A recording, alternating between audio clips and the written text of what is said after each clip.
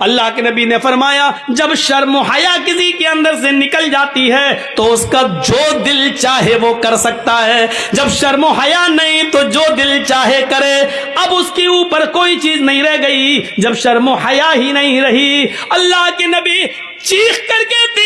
ان اول ما یرفع عن حاذل امتی الحیاء والامانۃ، ہماری امت سے سب سے پہلے جو چیز اٹھائی جائے گی وہ حیا ہے، شرم میں سب سے پہلے یہ دور کر دی جائے گی۔ آج شرم و حیا بک چکی ہے، نیلام ہو چکی ہے، شرم و حیا نام کی کوئی چیز نہیں رہ گئی ہے، شرم و حیا نام کی کوئی چیز آج باقی نہیں رہ گئی ہے۔ آج لڑکے اور لڑکیاں ایک ساتھ گفتگو کرتے ہوئے، سائیکل چلاتے ہوئے، باتیں کرتے ہوئے جا رہے ہیں، یہ شرم و حیا نام کی کوئی چیز نہیں رہ گئی ہے۔ وہ ایک دور تھا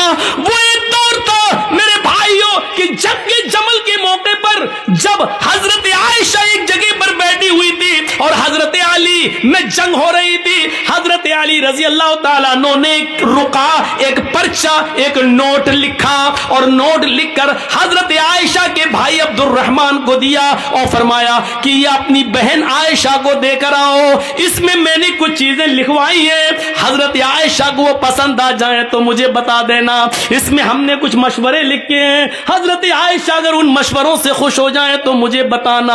اوہ میرے نوجوان ساتھیوں، آئے معظم پور کے لوگوں، آئے اس گاؤں میں رہنے والوں، آئے بنگال سے جڑنے والوں، سنو،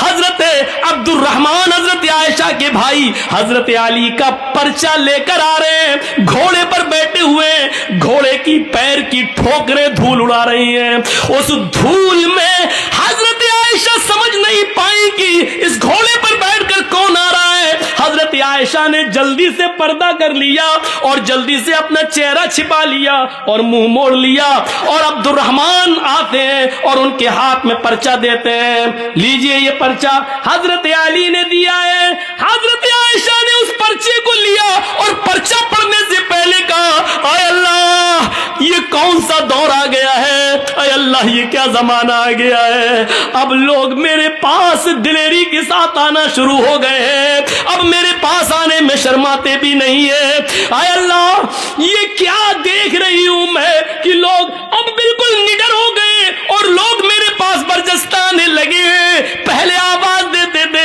اپنا نام بتاتے تھے، سب کچھ کہتے تھے، اس کے بعد میرے پاس آتے تھے، اے اللہ اب لوگوں میں اتنی جرات اور بے باکی ہو گئی ہے، اتنی نڈرتا آ گئی ہے کہ اب ڈائریکٹ ہم سے پاس آ گئے اور ہم سے باتیں کرنے لگے۔ حضرت عبد الرحمن نے جب اپنی بہن عائشہ کے منہ سے یہ جملے سنے تو کہتے ہیں اے بہن ذرا پلٹ کر دیکھو، میں تمہارا اپنا بھائی عبد الرحمن ہوں، میں غیر نہیں ہوں۔ تب حضرت عائشہ نے پلٹ کر دیکھا تو سامنے ان کے سگے بھائی کھڑے تھے، تب انہوں نے اطمینان کا سانس لیا، تب انہوں نے چین کی سانس لی۔ میرے بھائیوں، حضرت عائشہ کا پردہ کرنا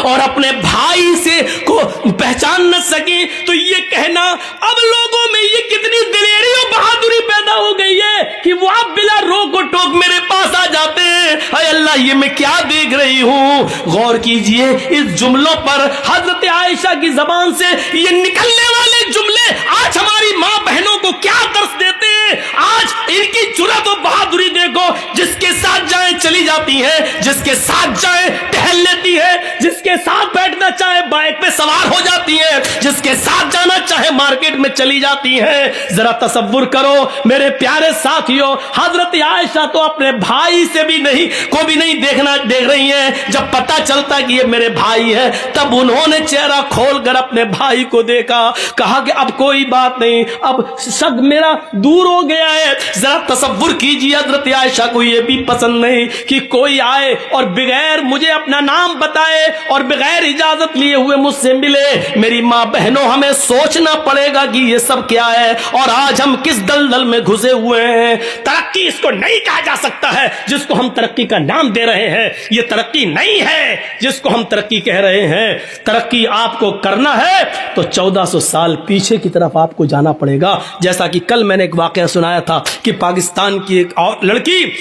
لڑکی جس کا نام شہناز ہے، آج بھی وہ پائلٹ ہے لیکن چہرے کا پردہ کرتی ہے اور ہاتھ میں گلیوز پہنتی ہے اور ہوائی جہاز اڑاتی ہے، سعودیہ تک کی